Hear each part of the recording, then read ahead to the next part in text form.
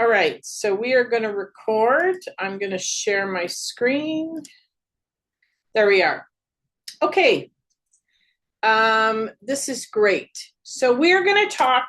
This is one of the last of the 3 series of scent seminars that we are doing specifically on how scent works with various aspects of individuals' wellness and health.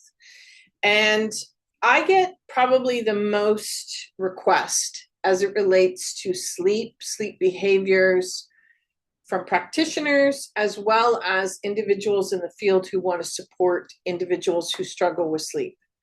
As we know, sleep is challenging, specifically in long-term care homes, especially at the early stages of when people are adapting and trying to find their way. It is a challenging time. So one of the things that I've always found fascinating is the amount of research that is connected to improving sleep utilizing scent. And yet, this is a huge disconnect from all healthcare, not just seniors and wellness and long-term care. But even going to your doctor, it is not a conversation for insomnia. There's various different issues or various different discussions people have regarding insomnia, but scent is not something that is the first and foremost discussion. And so I will direct you. There is, if you're on LinkedIn, there is a group called the Olfactive Group, lots and lots and lots of research. And so I am really always excited to talk about the research because that is the part of the conversation that really gets missed. And so what we're going to talk about today is 3 very important developments, because the first misperception is, as much as lavender is good for people, it's not the end-all be-all for everybody. And that is something that is really critical. Hold on, there she is. Very critical to understand. So as we are I think this is the last individual joining our group, which is fantastic. I am really excited because we have a few people. Sorry. Let me shut this off. I thought I did. Excuse me.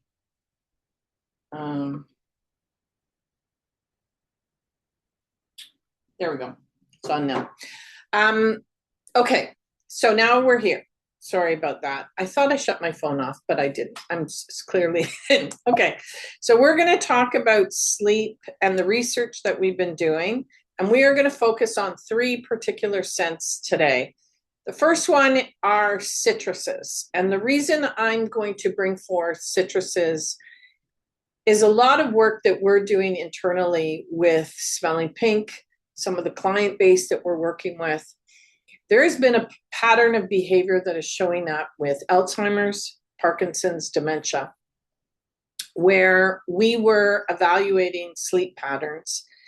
And the conversation started to show up that individuals felt more rested and felt they woke up less than not a normal standard. And they monitored individuals in the home. And citrus scents seemed to be what was the main focus to this, because we couldn't see similarities in any other behavior, but this was the similarity. And so what I did is I went back and I really started to dig into the raw materials and the research and the correlation. And citrus started to show something which was really interesting, despite the fact that it is a stimulant. And so we're going to talk about jasmine, because jasmine is really interesting. It's very similar to the effects of Valium on the body. And there was a really interesting research paper regarding that. And then we're going to talk about lavender, because lavender is used for sleep commonalities. But I want to make sure everyone understands the difference and puts everything into perspective. So as we talk about olfaction, we are talking about how scent impacts the nose. And what happens is the scent enters the nasal area here, and it goes up into the olfactive bulb, and that olfactive bulb is triggered by the vibration of the molecule. People misunderstand this. They think it's the actual scent. That vibration of the molecule then starts to trigger in the brain a release of hormonal activity. That hormonal activity is what is giving the body the feelings and the results based on the hormones increasing.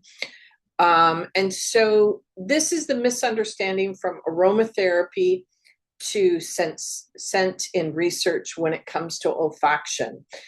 In aromatherapy, the application is a pharmaceutical approach to the scent, meaning there's something inside of that oil that when you apply it to the skin or when you apply it to the body, it has a similar effect as a drug. What we're focusing on is none of that, because the science is really strong in this area, and it is something that I have seen work much more effectively, to be totally honest with you. And so breathing in or smelling these particular scents, we see an impact immediately. It's also something that is really simple. I used it for my child, both my kids. My kids are older now and they're adults, but it is safe and it's a non-pharmaceutical approach. So the key factor to sleep, and this is one of the things that more and more sleep studies are being done on a regular basis, is because this sleep study is showing that the body recharges, the brain recharges when we sleep. So all of the activity that we have, all of the day-to-day things that we're thinking about, the anxieties that we're feeling, the cognitive processes, the work that we're doing, the stresses, all of these things that we handle on a daily basis gets downloaded at night. And when it gets downloaded at night, when the brain is sleeping, the brain recharges. Now, the fascinating thing that I have learned about brain science is we really only know about 40%. So there's a huge opportunity in the work that we're doing, because more and more research comes into light on the connection of how the brain is functioning and how the brain works. Sleep is a very challenging thing because, as we know, there's various things that impact us. However, when you wake up, how do you get back to sleep? This is where scent is an effective tool, and it is a really simple tool to utilize, and it helps the individual get into a deeper REM sleep so that the body recharges, because we know when we're tired, we're not as effective as if we are well rested. The average person is supposed to have 7 to 8 hours worth of sleep a day, 6 to 8, depending on the adult. Children are supposed to have up to 10 hours a day of solid sleep. If they're not sleeping effectively, with children in particular, it actually impacts their growth and it impacts a lot of their overall health. And so there's some really critical factors. That's one of the reasons why babies, infants sleep so much. That's why puppies, kittens in the development stage, their brains are actually growing and their brains are recharging the body. So this is why it's critical. The other factor when it comes into long-term care is the studies are showing that this is where a lot of falls happen. People wander, people get out of their beds. There is an issue of agitation.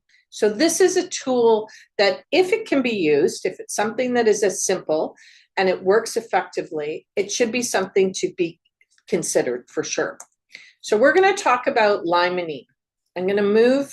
I don't know if you can see my screen, but I'm going to just move this. Okay. So limonene is a raw material that is found in citrus groups. Lemon has about 70 to 80% of the limonene. Orange, sweet orange, has 85%, which is a much higher rate. Grapefruit is about 90%.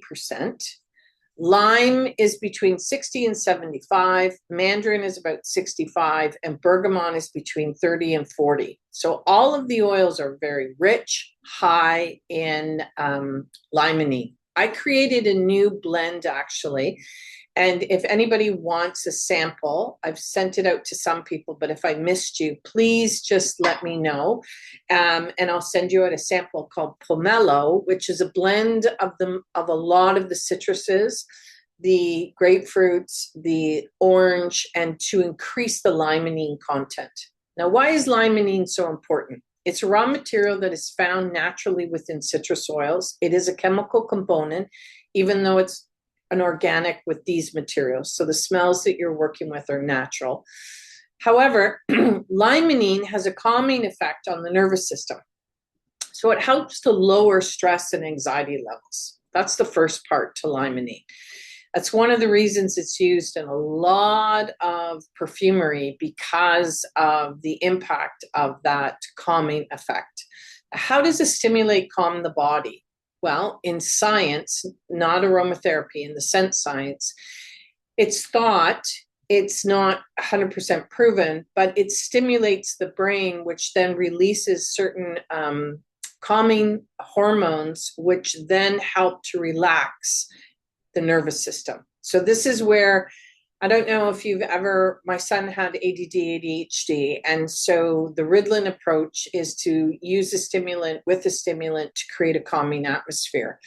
And this is something that we see with the limonene, that when the brain is actively working, when you're smelling it, it helps to reduce or calm the nervous level and specifically anxiety. The mood boosters. So it helps to promote relaxation, positive moods, which can prepare the mind for sleep. I like to call this a happy scent. These are happy smells. Anything that has limonene in it is childlike. It is often related to candy, fresh. Citruses are just nice smells. They're pleasant to men, women, children. They have a unisex approach. It's one of the reasons they're often used. Unfortunately, in diffusion, they can't diffuse very well. So this approach of using a drop on a stick or in the application I'll show you is so much more effective, to be totally honest with you, because citruses don't diffuse properly. And so smelling it directly for a few minutes prior to going to bed, or to having a cotton ball in the environment under the sheet. Sometimes we use tissues, a drop or two in the pillowcase, is a far more effective approach with citruses. It helps to support the quality of sleep because it has a soothing smell to it. There's a fantastic research that was done utilizing scent on how not only does it help scents in general, help with sleep, they improve cognition by 224% on average. And this was done on a huge study of seniors, which was quite fascinating. And the natural aspect of it helps to derive a more pharmacology approach because it helps to release melatonin.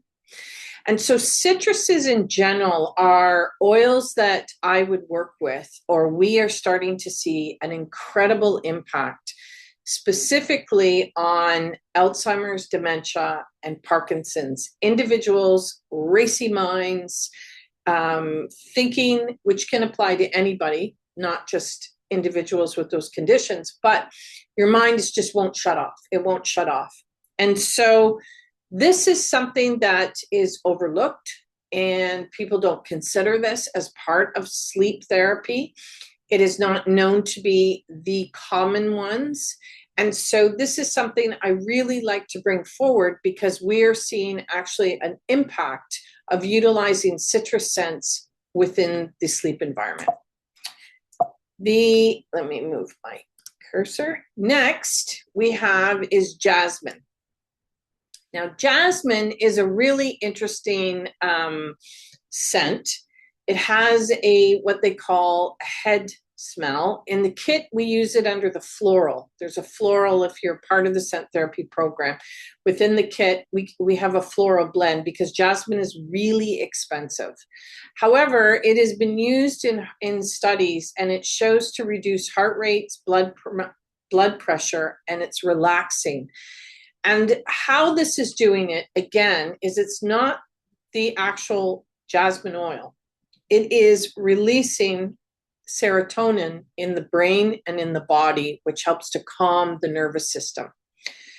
There is a reduction of anxiety and stress. The serotonin helps the melatonin, which then supports the sleep. And there was a really fascinating study about jasmine. Now, jasmine is one of those smells that we call a head aroma. And what that means is it can be strong. It can have a very, some people love it, some people hate it, some people find it too offensive, some people don't, they adore it. It depends. Now, this is where scent therapy becomes interesting. Jasmine is a wonderful tool, but if someone doesn't like it, you can use a drop of jasmine and a drop of orange and mix the two together. So now you're adding the liamines to the jasmine or the floral blend, 2 drops on a tissue, and you're creating this environment. If this is, the jasmine is not something that is appealing, because you have to want, it has to feel nice. It can't be a scent that really is repulsive to the individual, because the objective is to calm the individual down and to relax them. It is, again, a non-pharmaceutical and pleasant approach. On average, any form of scent therapy does not necessarily happen immediately. It can. I have seen it happen immediately. When I wake up in the middle of the night and my head is racing and I can't sleep because I often get a lot of creative thoughts and ideas, one of the things that I'll do is I have a bottle of the pomelo blend that I created at the side of my bed, and I just grab a tissue, I put a drop on it, and then I will just lie in bed and focus on the smell, and I will just take deep breaths, and I will work on the actual aroma as the focal point, which is almost like a meditation, and it will help me go back to bed, help me go when you wake up. So in an application scenario where you're dealing with an individual that may be sharing rooms, this is a really good tool, because then it's not offensive to an individual who may be in the room. By utilizing scent therapy prior, and I used to do this with my children, we would create an atmosphere where it was part of the routine, brushing your teeth. We would use scent in the bath. I would make sure that we would have scented bath oils, for example. Or we would add the scent into the bath environment, because this was part of the ritual experience. My son, being on the spectrum, ADD, ADHD, he had Tourette's, variety of different, he's on the spectrum as an individual. As a child, sleep was critical, because if I couldn't get Adrian to go to bed and I couldn't get him to sleep, my house would never rest because he was such high energy. But B, I really saw an impact on his behavior the following day. And so scent as part of the ritual is critical. And so sometimes if you have an individual who you know is quite agitated or is on the spectrum or various different illnesses, utilizing scent therapy prior to bedtime is a fantastic way to be included in the ritual. Some people use a diffuser, which is for personal use, obviously a great tool. You scent the room 15 minutes, 20 minutes prior to going to bed. Obviously, you're not be any LED, blue light, green light, any TV screens has to be shut off. Deep breathing is a part of that process to help reposition the brain. Sleep requires a commitment. If we're going to work on sleep and we have an issue of falling asleep or we have an issue of keeping asleep, sleep has to become part of a wellness program. And how are you going to address it? Adding scent, a part of that wellness program, is actually a tool in the toolbox. The next and last scent is lavender.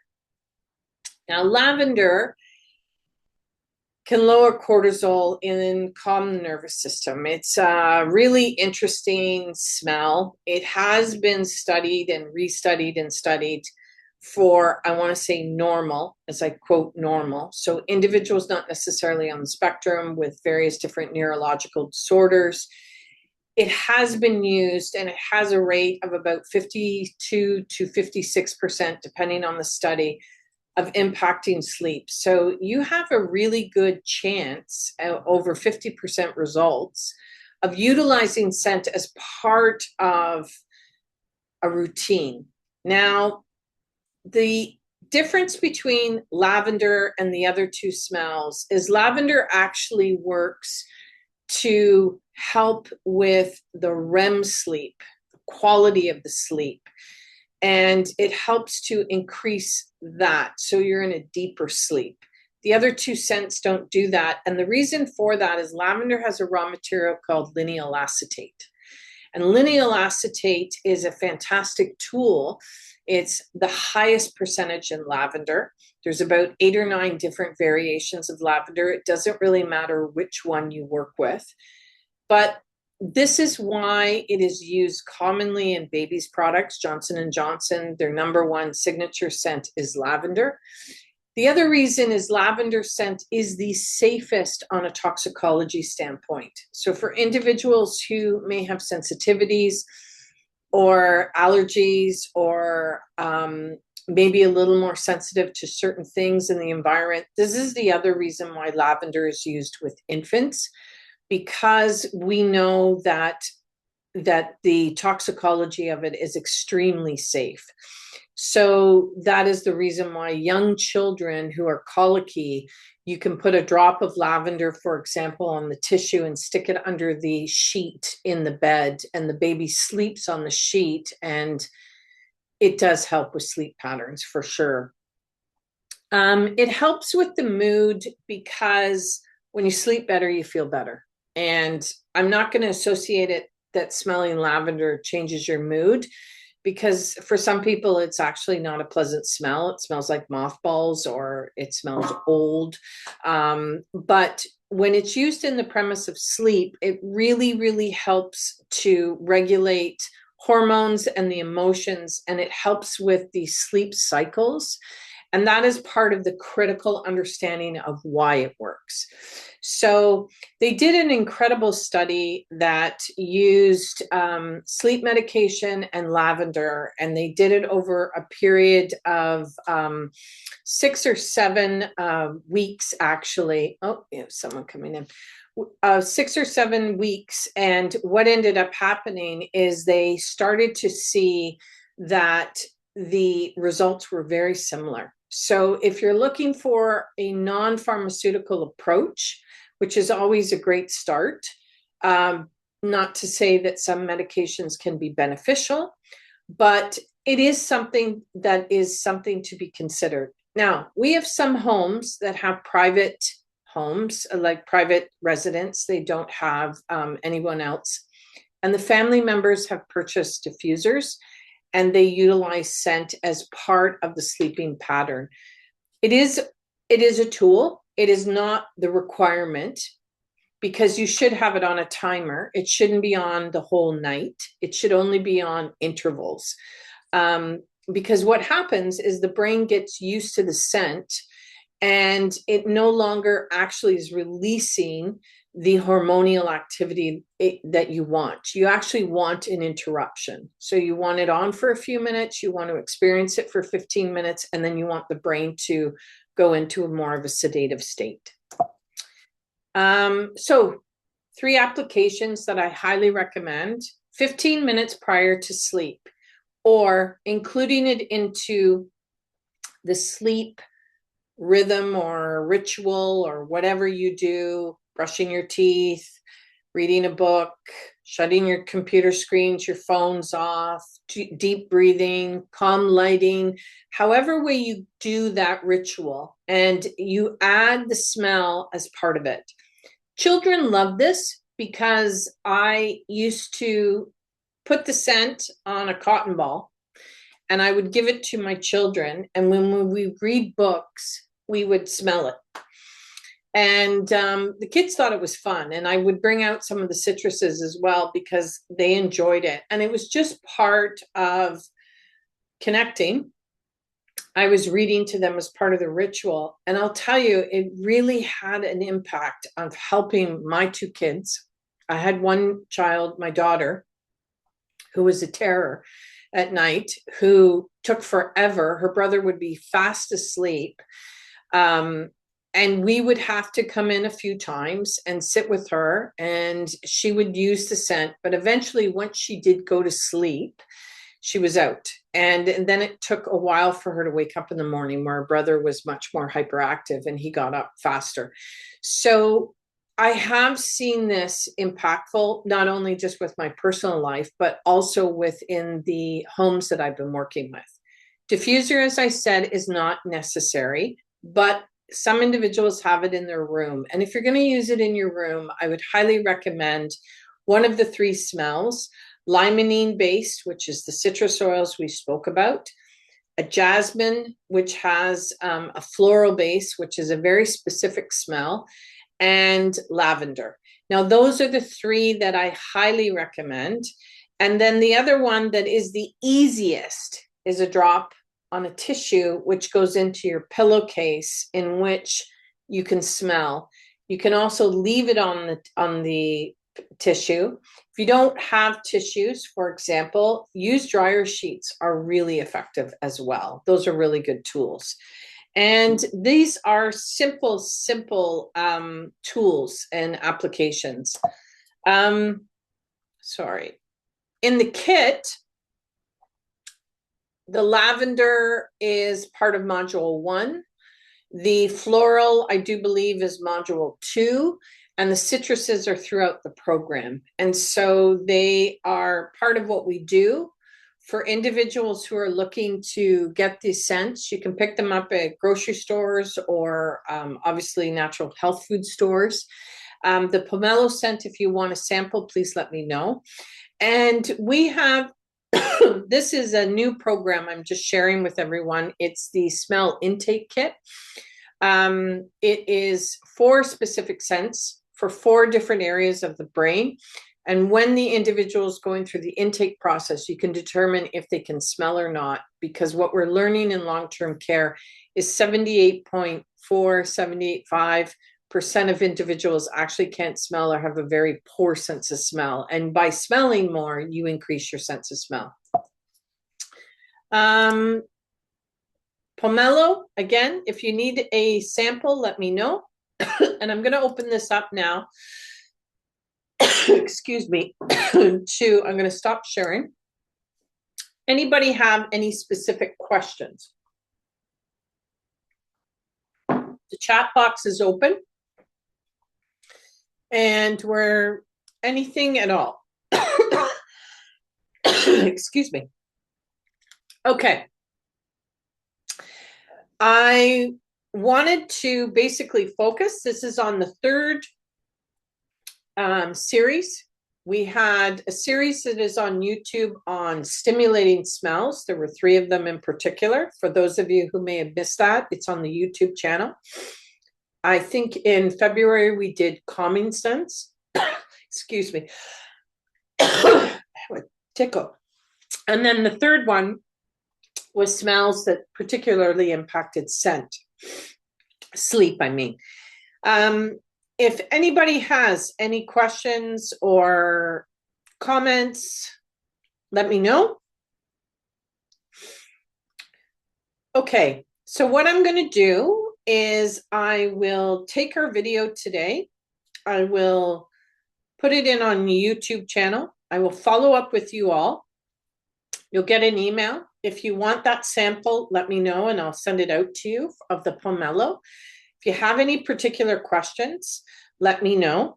Next month, we are talking about specifically the intake process, and we're specifically talking about loss of smell, insomnia, and what does that look like, and why is this so critical?